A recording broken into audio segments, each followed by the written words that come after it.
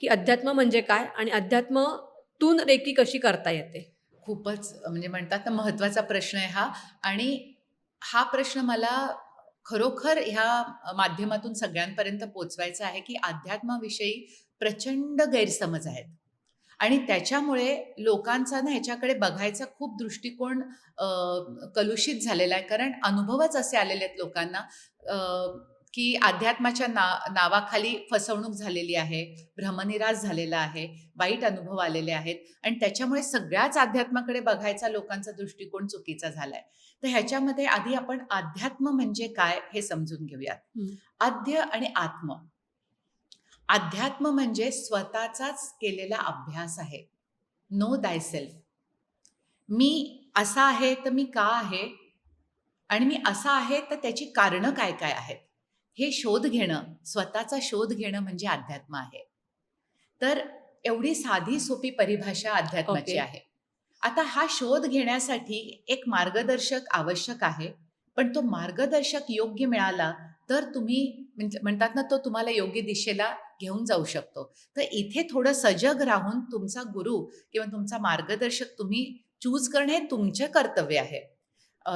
तुम्हाला प्रत्येकाचाच प्रत्येकाला गुरु चांगलाच वाटतो आणि हरकत नाहीये. पण आपण पण डोळे उघडे ठेवून थोडा अभ्यास करून कुठला मार्ग माझ्यासाठी योग्य आहे आणि कुठला व्यक्ती योग्यपणे मला मार्गदर्शन करू शकतो हे थोडं चाचपणी करावी. नाहीतर मग बरं. फसवणूक होईल. मला सांग तृप्ती, आपण साधा ड्रेस किंवा साडी घ्यायला जातो. आपण 5 दुकानं फिरल्याशिवाय घेत नाही. बरोबर का? आहे. कारण जी इन्व्हेस्टमेंट तुम्ही करता आहात आज त्याच्यामध्ये, त्याचा तुम्हाला मोबदला नीट मिळाला पाहिजे. मग गुरु करताना तुम्ही योग्य म्हणतात ना, त्याची माहिती काढणं किंवा थोडा अनुभव घेऊन थोडं सजग राहून डोळे उघडे ठेवून चाचपणी करून मग तुम्ही विश्वास ठेवणं महत्वाचं. इथे उलटं करतात. आंधळ्यासारखा विश्वास ठेवून पुढे जातात आणि मग पोळल्यावर म्हणतात, "हे सगळं झूट आहे अध्यात्म वगैरे." तर अध्यात्म झूट नाहीये. पण हे जगच आहे ना. जसं मी स्वतः डॉक्टर आहे, तर आज भोंदू डॉक्टर पण आहेतच ना, हे सत्य आहे. त्यांचा काय रोल आहे? ते तुम्हाला सजग बनवायला आलेत. तुमची बुद्धी शाबूत ठेवून तुम्ही पुढे जाणं महत्वाचं आहे. बरोबर त्याची आहे. डिग्री तपासणं किंवा त्याची योग्यतेची माहिती जाणून घेणं हे महत्वाचं आहे. आणि अ, साधं उदाहरण देते.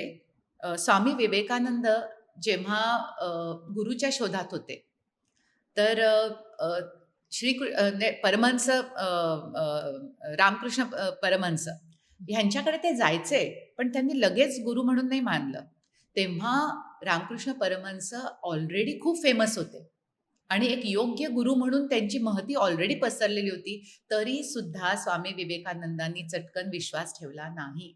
उलट काही-काही वेळा परीक्षाच घेतल्यात, की हे जे म्हणतायत ते खरं आहे की नाही? आणि ती एक खूप छान गोष्ट लोकांना माहिती पण असेल, की असं म्हणायचे, की रामकृष्ण परमहंस एवढे शुद्ध होते, की पैशाच्या स्पर्शाने सुद्धा त्यांना त्रास व्हायचा.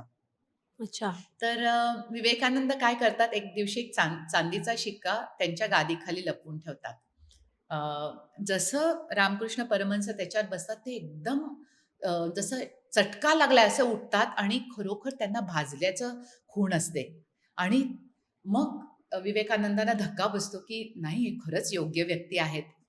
आणि मी एवढी म्हणजे कुठल्या टोकापर्यंत मी परीक्षा घेतली आणि तेव्हा जे समर्पण केलं त्यांनी, योग्य माहिती घेऊन, योग्य परीक्षा घेऊन जे समर्पण केलं, मग मात्र त्यांनी त्यांचा विश्वास त्यांचा कधी डगमगला नाही. पण अच्छा. आधीच आंधळा विश्वास ठेवायचा आणि मग वेड्या-वाकड्या कारणांनी तो तुटावा, हे म्हणतात ना, हे बरोबर नाही, उलटं पाहिजे. थोडं सजग होऊन तुम्ही थांबा, एखाद वर्ष चान्स द्या, डोळे उघडे ठेवा. त्या गुरूंनी काय सांगितलं आहे, त्याचा तुम्हाला काय प्रचिती येते, ते बघा आणि मग तुम्ही निर्णय घ्या.